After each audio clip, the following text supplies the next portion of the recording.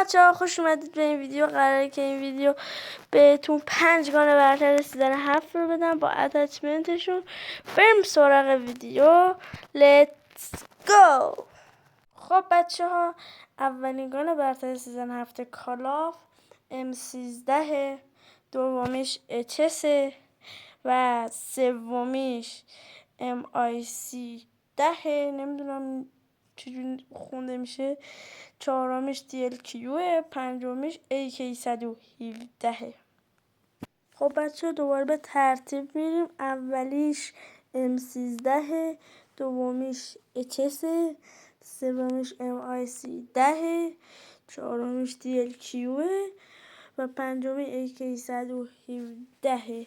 تا ویدیوهای دیگه و اتچمنت های دیگه در چنل حسین اکسای، فعلا خداحافظ.